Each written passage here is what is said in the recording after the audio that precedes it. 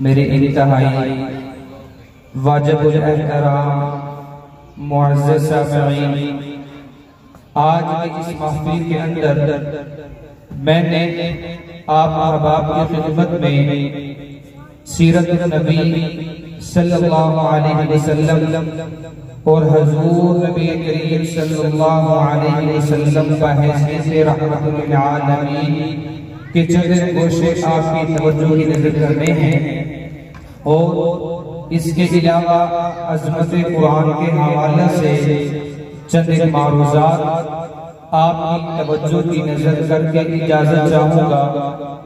اللہ رب العالمین سے دعا اور التجا، اللہ رب العالمین مجھے حق و سچ بات کہنے کی، جملہ سامعین کو حق و سچ بات سننے کی، سن لینے کے بعد عمل کرنے کی توفیق عطا فرمائے، اور اللہ رب العالمین ہمارا یہاں پہ آنا، مل بیٹھنا، بولنا، کہنا، سننا ہمارے لیے ذریعے نجات بنائے۔ حضور نبی کریم صلی اللہ علیہ وسلم کی سیرت طیبہ کے بے شمار پہلو ہیں، جن میں سے آج حضور بحیثیت رحمت للعالمین کے چند گوشے آپ کی توجہ کی نظر کرتا ہوں۔ سب سے پہلے لفظ رحمت کا معنی اور مفہوم سمجھ لیں تاکہ اگلی بات سمجھنا ہمارے لیے آسان ہو جائے۔ لفظ رحمت دو چیزوں کا مجموعہ ہے، نمبر ایک دل کی نرمی ہے، نمبر دو احسان اور مہربانی ہے۔ اللہ رب العالمین نے اپنے پیارے محبوب کو رحمت للعالمین قرار دیا اور لفظ رحمت اپنے لیے بھی استعمال کیا۔ جہاں پر اللہ رب العالمین نے اپنے لیے لفظ رحمت استعمال کیا قرآن کریم کے اندر، وَرَحْمَتِي وَسِعَتْ كُلَّ شَيْءٍ، کہ اللہ رب العالمین کی رحمت سارے زمانے پر چھائی ہوئی ہے۔ یہاں پر مراد دل کی نرمی نہیں ہے، صرف احسان اور مہربانی ہے، اور یہی لفظ اللہ نے اپنے حبیب کے لیے استعمال کیا، وَمَا أَرْسَلْنَاكَ إِلَّا رَحْمَةً لِلْعَالَمِينَ، کہ حضور ہم نے آپ کو، اے حبیب ہم نے آپ کو رحمت للعالمین بنا کر بھیجا۔ یہاں پر رحمت کا معنی دل کی نرمی بھی ہے، احسان و محبت اور شفقت بھی ہے، اور اللہ رب العالمین نے حضور نبی کریم صلی اللہ علیہ وسلم کو رحمت للعالمین قرار دیا ہے، لیکن حضور کے علاوہ آدم تا عیسیٰ جتنے بھی انبیاء آئے ان کو رحمت قرار نہیں دیا، اور اللہ رب العالمین نے ان پر رحمتیں اتاری ضرور ہیں، لیکن ان کو رحمت للعالمین کا لقب نہیں دیا۔ یہ صرف اپنے حبیب آمنہ کے لال جناب محمد مصطفیٰ صلی اللہ علیہ وسلم کو ہی دیا ہے، اور حضور نبی کریم صلی اللہ علیہ وسلم کو اللہ رب العالمین نے سراپا رحمت بنا کر بھیجا ہے۔ آپ کے ذہن میں یہ سوال بھی آ سکتا ہے کہ سراپا رحمت ہونے سے کیا مراد ہے؟ تو سراپا رحمت ہونے سے کیا مراد ہے، اسے میں بالکل آسان الفاظ کے اندر آپ کی توجہ کی نظر کر دیتا ہوں۔ سراپا رحمت ہونے سے مراد یہ ہے کہ حضور نبی کریم صلی اللہ علیہ وسلم کا جاگنا تو رحمت ہے ہی ہے، بالکل اسی طرح آپ کا سونا بھی رحمت ہے، حضور کا بولنا تو رحمت ہے ہی ہے، آپ کا خاموش رہنا بھی رحمت ہے، آپ کی دعا تو رحمت ہے ہی ہے، آپ کی بد دعا بھی رحمت ہے۔ تمام چیزوں پر میں ایک ایک واقعہ آپ کی خدمت میں عرض کر دیتا ہوں۔ حضور نبی کریم صلی اللہ علیہ وسلم کا جیسے جاگنا رحمت ہے، بالکل اسی طرح آپ کا سونا بھی رحمت ہے۔ خیبر پہ واپس آتے ہوئے آمنہ کے لال نے اپنے اصحاب سے کہا کہ ہم اس مقام پر آرام کرتے ہیں، چند لمحات آرام کر لینے کے بعد ہم نماز فجر کو ادا کریں گے، بقیہ سفر کو اس کے بعد طے کریں گے۔ حضور نبی کریم صلی اللہ علیہ وسلم نے حضرت بلال حبشی رضی اللہ تعالی عنہ کو بلایا ہے اور حکم دیا بلال یہ تمام صحابی بھی آرام کریں گے، میں بھی آرام کروں گا، لیکن آپ نے پہرا دینا ہے، صبح آپ نے نماز کے لیے تمام کو بیدار کروا دینا ہے۔ بلال کہتے ہوئے نظر آئے، ٹھیک ہے آمنہ کے لال، میں آپ کے حکم کی تعمیل کروں گا، میں اس کا خیال کروں گا۔ تمام کے تمام صحابہ آرام کرنے کے لیے سونے کی غرض سے لیٹ گئے، سو گئے، آمنہ کے لال بھی لیٹ گئے اور حضور نبی کریم صلی اللہ علیہ وسلم بھی جب لیٹ گئے تو حضرت بلال رضی اللہ تعالی عنہ نے پہرا دینا شروع کیا، اپنی سواری کے ساتھ پیٹ لگا کر بیٹھ گئے اور کچھ لمحات تو بیٹھے رہے، اس کے بعد آپ کی آنکھ بھی لگ گئی، حضرت بلال حبشی بھی سو گئے۔ جب صبح سورج نکلتا ہے تو سورج کی کرنیں آمنہ کے لال کے چہرے کا بوسہ لینے کے لیے بڑھتی ہیں، تو حضور نبی کریم صلی اللہ علیہ وسلم نے آواز دی کہ اے بلال کہاں پہ ہو؟ بلال دوڑتے ہوئے آئے، اے آمنہ کے لال میں معذرت چاہتا ہوں، جس رب نے آپ کو سلا دیا اسی رب نے مجھے بھی سلا دیا۔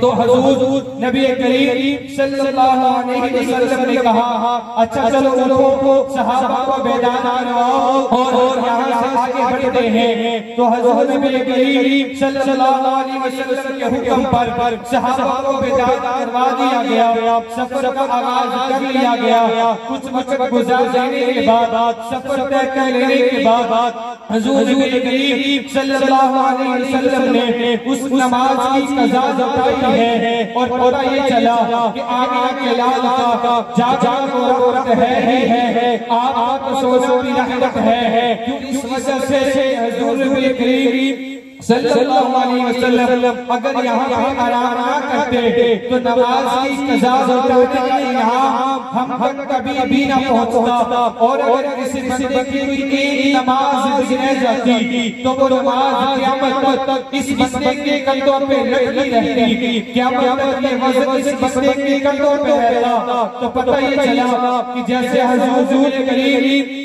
صلی اللہ علیہ وسلم کا جا رحمت ہے، بالکل اسی طرح آپ سونا بھی رحمت ہے۔ حضور نبی کریم صلی اللہ علیہ وسلم کی دعا بھی رحمت ہے اور آپ کی دعا بھی رحمت ہے۔ ان دونوں باتوں پہ صرف ایک حوالہ آپ کی توجہ کی نظر کر دیتا ہوں۔ حضرت ابو ہریرہ رضی اللہ تعالی عنہ حضور کی خدمت میں حاضر ہوئے اور کہنے لگے اے آمنہ کے لال، اے میرے پیارے محبوب پیغمبر، میں آپ سے عرض کرتا ہوں میری والدہ کے لیے بھی دعا کیجئے نا کہ اللہ العالمین میری والدہ کو بھی اسلام کی دولت سے مالا مال کر دے۔ تو اللہ کے حبیب نے ابو ہریرہ کے کہنے پہ ابو ہریرہ کی والدہ کے لیے اللہ کے دربار میں ہاتھوں کو اٹھایا ہے اور اللہ کے حبیب نے ابو ہریرہ کی والدہ کے لیے دعا کی کہ اے اللہ ابو ہریرہ کی والدہ کو ہدایت نصیب فرمانا۔ ابو ہریرہ کہتے ہوئے نظر آئے، میں نے سن کر دوڑ لگا دی، میں نے دیکھا کہ میں جا دیکھوں صحیح آمنہ کی لال کی دعا کا سب سے پہلے پہنچتا ہے یا ابو ہریرہ گھر پہلے پہنچتا ہے۔ ابو ہریرہ فرماتے ہیں کہ جب اپنے گھر پہنچا تو میری والدہ ایمان لانے کے لیے اسلام قبول کرنے کے لیے تیاری کر رہی تھی، تو میں نے یہ دیکھا ابو ہریرہ گھر نہیں پہنچا تھا کہ آمنہ کے لال کی دعا سب سے پہلے پہنچ گیا۔ حضور نبی کریم صلی اللہ علیہ وسلم کی جیسے دعا رحمت ہے، بالکل ویسے ہی آپ کو دعا بھی رحمت ہے۔ اس قسم کی حالات کر کے اپنے گفتگو آگے لے کے چلتا ہوں۔ حضور نبی کریم صلی اللہ علیہ وسلم نے ایک بندے کو دیکھا، وہ کھانا کھا رہا ہے، دائیں ہاتھ سے نہیں بائیں ہاتھ سے۔ آمنہ کے لال نے کہا کہ تم اپنے بائیں ہاتھ سے کھانا نہ کھاؤ، دائیں ہاتھ سے کھانا کھاؤ۔ وہ یہ کہتا ہوا نظر آیا کہ نہیں، میں دائیں ہاتھ سے کھانا نہیں کھا سکتا۔ آمنہ کے لال نے کہا تم دائیں ہاتھ سے کھانا کھا نہیں سکو گے۔ یہاں پر اللہ کے حبیب نے بددعا کی ہے اور وہ ساری زندگی اپنے دائیں ہاتھ سے کھانا کھانے سے قاصر ہو گیا۔ لوگوں نے حدیث کی صحیح اس بات اٹھایا ہے کہ وہ رسول جس کو رب بنایا گیا، وہ پیغمبر جس کو رب بنایا گیا، اس پیغمبر نے چھوٹی سی بات پر دعا کیوں دی؟ اس کا جواب بھی نظر آئے کہ وہ اس وجہ سے اللہ کے حبیب پیغمبر نے اس بندے کے لیے اگر دعا کی ہوئی، بد دعا کی ہوئی تو اللہ رب العالمین اس بندے کے پورے وجود کو حلال کر دیتے۔ اس وجہ سے نصیحت کرنے والا، بتانے والا، سمجھانے والا، پڑھانے والا کوئی اور نہیں تھا، وہ آمنہ کا لال تھا۔ اور اس بندے نے آمنہ کے لال کی بات کو مانا نہیں، چاہیے نہیں تھا۔ اب اس بندے کو اللہ کر دیتے، اللہ اس بندے کو زمین میں غرق کر دیتے، لیکن اللہ کے حبیب نے صرف یہ دعا دے کے کہ آئندہ دائیں ہاتھ سے کھا سکے گا، اس بندے کے وجود کو بچایا ہے، اس کے جسم کو بچایا ہے۔ تو پتہ یہ چلا جہاں اللہ کے حبیب پر دعا کے لیے ہاتھ اٹھا دے، وہاں کا تقاضا یہ ہے کہ اس کے لیے دعا کی جائے۔ جہاں اللہ کے حبیب تلوار اٹھا لے، وہاں کا تقاضا یہ ہے کہ آپ تلوار اٹھائیں اور دشمن کا مقابلہ کرنے کے لیے میدان اتریں۔ تو میں نے عرض یہ کیا جس طرح اللہ کے حبیب کی دعا رحمت ہے، بالکل اسی طرح آپ کی بد دعا کی رحمت ہے، اور جس طرح آپ کی یادداشت رحمت ہے، بالکل اسی طرح آپ کی بھول بھی رحمت ہے۔ ایک حضور نبی کریم صلی اللہ علیہ وسلم نے نماز ظہر امامت کے لیے 4 رکعت پڑھانے کے لیے مصلی کی امامت میں آتے ہیں تو آمنہ کے لال 2 رکعت پڑھا کے سلام پھیرتے ہیں۔ حضرت ذوالفضل سوال کرتے ہوئے نظر آئے کہ اے آمنہ کے لال آپ بھول گئے ہیں یا نماز میں کمی ہو گئی ہے؟ آمنہ کے لال فرماتے ہوئے نظر آئے کچھ بھی نہیں ہوا، نماز میں کمی نہیں ہوئی، میں تو بھولا نہیں۔ حضرت ذوالفضل کہتے ہیں اللہ کی حبیب کچھ تو ہوا ہے، آپ نے 2 رکعت پڑھائی ہے جبکہ 4 رکعت پڑھانی تھی۔ حضرت نبی کریم صلی اللہ علیہ وسلم صحابہ کی طرف متوجہ ہوئے اور کہنے لگے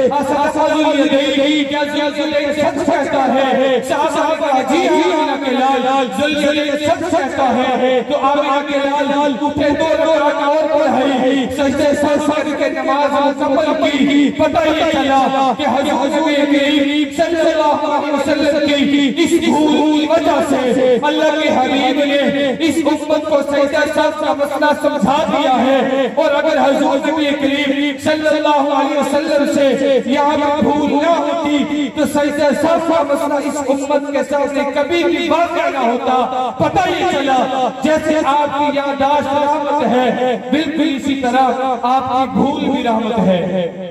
اور حضرت نبی کریم صلی اللہ علیہ وسلم کو رحمت للعالمین آخر قرار دیا ہی کیوں ہے؟ آدم کو اللہ رحمت للعالمین قرار دے دیتے، ابراہیم کو رحمت کا لقب دے دیتے، اسماعیل کو لقب دے دیتے، حضرت ہود اور لوط کو یہ لقب دیا جا سکتا تھا، لیکن اللہ رب العالمین نے اپنے محبوب پیغمبر کے لیے اس لقب کو کیوں سنبھالا ہے؟ اپنے پیارے محبوب پیغمبر کو کیوں رحمت للعالمین قرار دیا ہے؟ اس کی وجہ یہ ہے کہ جو فضائل آمنہ کے لال میں پائے جا رہے ہیں وہ تمام خصوصیات دیگر انبیاء میں موجود نہیں تھی، اسی وجہ سے آپ کو رحمت للعالمین قرار دے دیا گیا۔ پہلی وجہ بیان کر دیتا ہوں آپ کا رحمت للعالمین قرار کیوں دیا گیا؟ اس وجہ سے کہ اللہ رب العالمین نے عالم ارواح کے اندر دو جلسے کروائے ہیں۔ ایک جلسے کے اندر اللہ نے انبیاء کو بھی جمع کیا، رسول کو بھی جمع کیا، تمام امتوں کو بھی جمع کیا، تمام انسانیت کو بھی جمع کیا۔ اس جلسے کے اندر، پروگرام کے اندر اللہ رب العالمین نے تمام کے تمام انبیاء اور رسول کی موجودگی میں، امتوں کی موجودگی میں، لوگوں کی موجودگی میں سوال یہ کیا، الستو بربکم، کیا میں تمہارا رب نہیں ہوں، پروردگار نہیں ہوں، میں تمہارا خالق نہیں ہوں، میں تمہارا رازق نہیں ہوں؟ تو تمام کے تمام انبیاء اور رسول خاموش ہو گئے، امتیں خاموش ہو گئی، کوئی بول نہ سکا۔ جب اللہ کے حبیب نے دیکھا کہ میرے رب نے سوال کیا ہے، الستو بربکم، کیا میں تمہارا رب نہیں ہوں، پروردگار نہیں ہوں، کائنات کا خالق نہیں ہوں؟ تو آپ نے کہا بلا شہیدنا، اللہ آپ ہی تو ہیں، آپ ہی خالق ہیں، آپ ہی مالک ہیں، آپ ہی رازق ہیں، آپ ہی داتا ہیں، آپ ہی بنانے والے ہیں۔ حضور کی زبان سے سن کر تمام انبیاء نے بھی کہا بلا شہیدنا، انبیاء سے سن کر تمام لوگوں نے بھی کہا بلا شہیدنا۔ تو پتہ ہی چلا کہ حضور نبی کریم صلی اللہ علیہ وسلم تمام انبیاء اور رسول کے استاد ہیں، تمام امتوں کے استاد ہیں۔ تو اس وجہ سے رحمت للعالمین کا لقب آپ ہی کے لیے ہے۔ حضور نبی کریم صلی اللہ علیہ وسلم کو رحمت للعالمین کا لقب کیوں دیا؟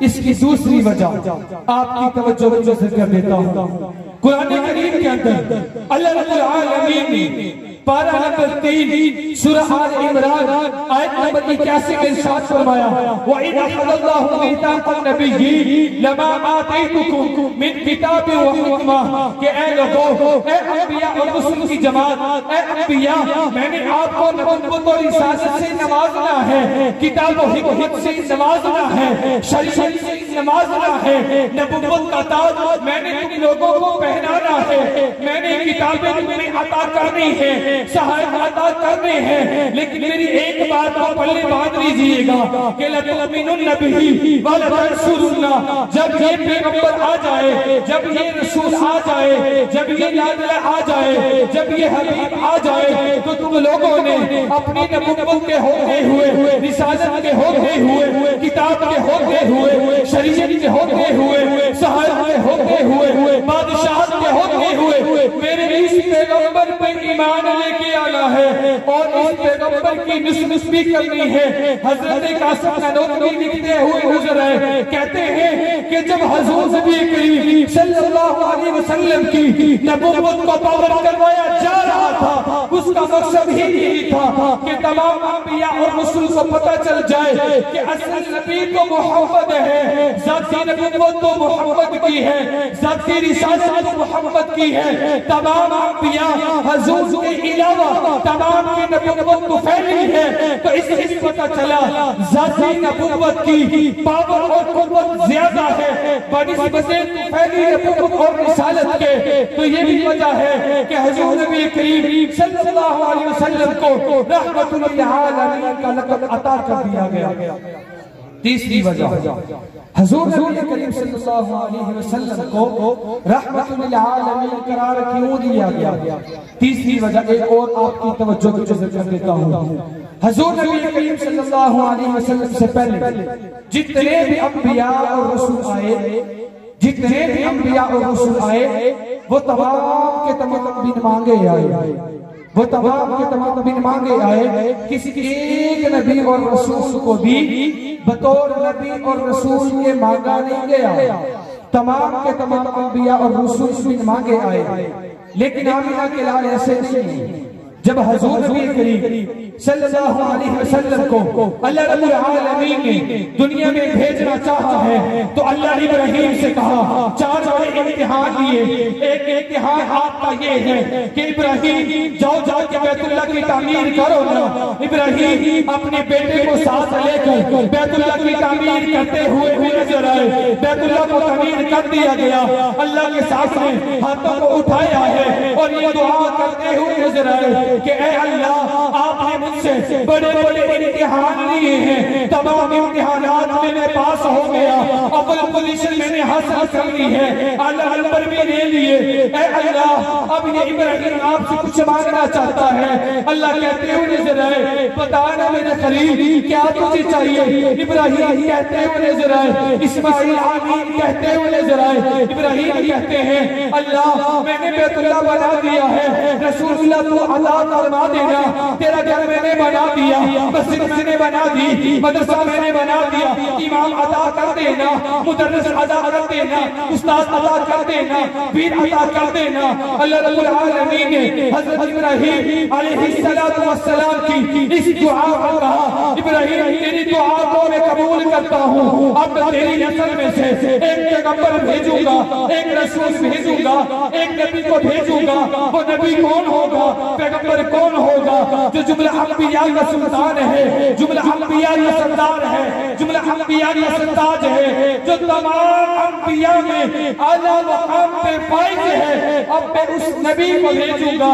ابراہیم نے حضور نبی کریم صلی اللہ علیہ وسلم کے لیے جب یہ دعا دی تو پھر اللہ رب العالمین نے آپ کو نبوت کے ساتھ دنیا میں مبعوث فرمایا ہے۔ اور یہ وجہ کہ حضور نبی کریم صلی اللہ علیہ وسلم کو رحمت للعالمین کا لقب عطا کر دیا گیا، اور حضور نبی کریم صلی اللہ علیہ وسلم کو کیوں رحمت للعالمین کا لقب دیا، اس کے بارے میں دو چیزیں اور آپ کو توجہ کی نظر کروں گا۔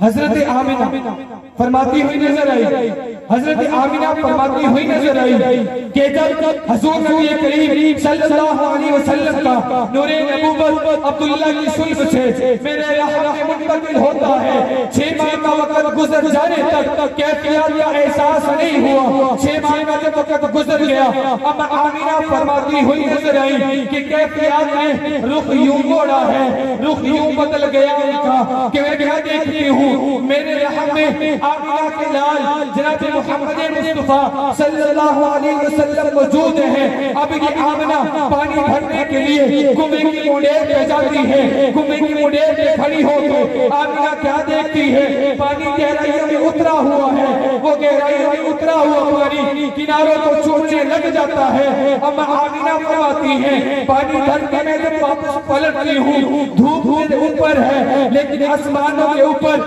بادل کا ایک ٹکڑا مجھ پہ سایہ کیے ہوئے ہیں، دھوپ مجھ تک پہنچنے نہیں دیتا۔ اب آمینہ فرماتی ہوئی نظر آئی کہ تمام کے تمام درخت بھی مجھے سلامی دیا کرتے تھے، تمام کے تمام ڈالیاں بھی مجھے سلامی دیا کرتی تھی، تمام کے تمام پتھر بھی مجھے سلامی دیا کرتے تھے، تمام کے تمام کنکر بھی مجھے سلامی دیا کرتے تھے۔ اور یہ کہ جب میرے محبوب کی ولادت کا وقت قریب آیا تو میں کیا دیکھتی ہوں کہ آمینہ کے لال کی ولادت کا وقت قریب آیا ہے تو آسمانوں کے ستارے مجھ پہ جھکائے، مجھے یہ خدشہ ہوا کہیں ستارے مجھ پہ ٹوٹ نہ جائے۔ اب آمینہ فرماتی ہوئی نظر آئی جب میرے محبوب کی ولادت کا وقت قریب آتا ہے میں کیا دیکھتی ہوں؟ میرے بدن سے ایک نور نکلتا ہے اور اس نور سے مشرق و مغرب معطر ہو جاتے ہیں، میرے بدن سے ایک خوشبو نکلتی ہے اور اس خوشبو سے سارا جہاں معطر ہو جاتا ہے۔ اما آمینہ فرماتی ہوئی نظر آئی کہ ولد مختونا، جب آپ آئے ہیں تو آپ آئے ہیں مختون تھے۔ جب آمینہ فرماتی ہوئی نظر آئی ولد نظیفا، جب آپ آئے ہیں تو بدبو نہیں آئی، خوشبو آئی ہے۔ اما آمینہ فرماتی ہوئی نظر آئی ولد مقبولا، جب آپ آئے ہیں آنکھوں میں سرما پہلے سے لگا ہوا، آپ کی شان تو یہ ہے، مقام تو یہ ہے، اللہ رب العالمین نے آپ کا سایہ کو بنایا تھا، زمین پہ نہ پڑتا تھا، آپ کو بولو براز کی حاجت تو پیش آتی تھی، کبھی بھی زمین پہ ظاہر نہیں ہونے دیے۔ اما آمینہ فرماتی ہوئی نظر آئی جب میرے محبوب کا بدن میرے بدن سے جدا ہوتا ہے تو میں کیا دیکھتی ہوں کہ آپ نے اپنی آنکھوں کو جھکایا ہوا رب الجلال کے دربار کے اندر، اور اس امت کو پیغام یہ دینا چاہتے تھے کہ لوگوں یہ ایک سجدہ جسے تو گرا سمجھتا ہے 1000 سجدوں سے دیتا ہے آدمی کو نجات۔ اور حضور نبی کریم صلی اللہ علیہ وسلم کو اسی وجہ سے رحمت للعالمین قرار دیا۔ آخر ایک بات 2 سے 4 منٹ کے اندر کہہ کے اجازت چاہتا ہوں حضور نبی کریم صلی اللہ علیہ وسلم کو اللہ نے کتاب سے نوازا، قرآن سے نوازا۔ یہ کتاب بھی ایسی کتاب ہے جو تمام کتابوں میں آنے، قرآن کتاب اللہ بھی ہے، کلام اللہ بھی ہے۔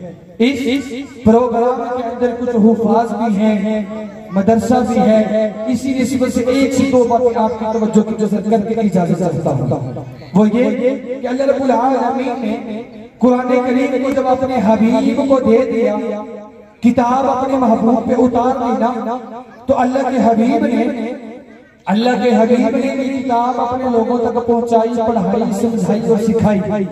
بتایا ہے کہ لوگوں، وہ لوگ جو پستی پہ پڑے ہوئے ہیں نا، قرآن کو تھام لو، اللہ ان کو بلند کر دے گا اور جس سریہ پہ پہنچا دے گا۔ اس کتاب کو پلے سے بھاگ لو، کتاب کو پڑھ لو، سمجھ لو، عمل کر لو، دونوں جہاں میں کامیاب ہو جاؤ گے۔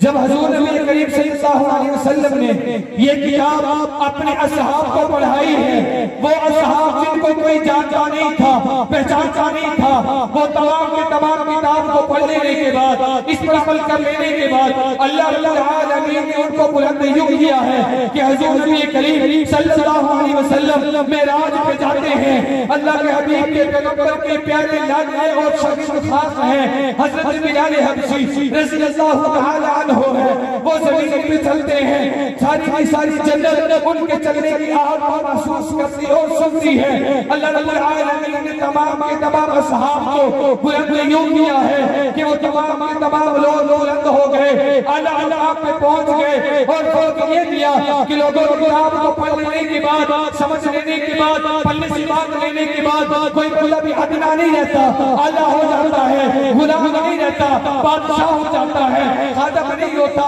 وہ تو سردار بن جایا کرتا ہے۔ اور یہ بتاتے ہوئے نظر ہے کہ آقا درمشاشی نے تیری قدروں کو دریا کر دیا، آقا درمشاشی نے تیری قدروں کو دریا کر دیا، دل کو روشن، آنکھوں کو بینا کر دیا۔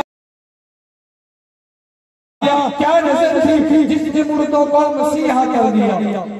حضور نبی کریم صلی اللہ علیہ وسلم نے اس کتاب کو پڑھا کے اس امت کو اوج سریہ پہ پہنچایا، لیکن آج دوبارہ امت کا رخ بدل گیا، قرآن کو چھوڑ دیا، اب یہ پھر دوبارہ پستی کی جانب آنے لگ گئے۔ آج بھی اگر ہم لوگ چاہتے ہیں کہ ہم لوگ قرآن کریم کو پڑھ کر بلند ہو جائیں، سمجھ کر بلند ہو جائیں، تو ضروری ہے قرآن کریم کو سینے کے ساتھ لگائیں اور اس سے حقیقی محبت کریں اور اس محبت کا اظہار کریں۔ پھر اللہ رب العالمین دیکھیں کہ کیسے تمام کو بلندیاں عطا فرماتے ہیں۔ اللہ رب العالمین سے دعا اور رضا ہے کہ اللہ رب العالمین ہم تمام کو قرآن کریم کو پڑھنے، سمجھنے، دل و جان سے تسلیم کرنے کی توفیق عطا فرمائے۔ وآخر دعوانا الحمدللہ رب العالمین۔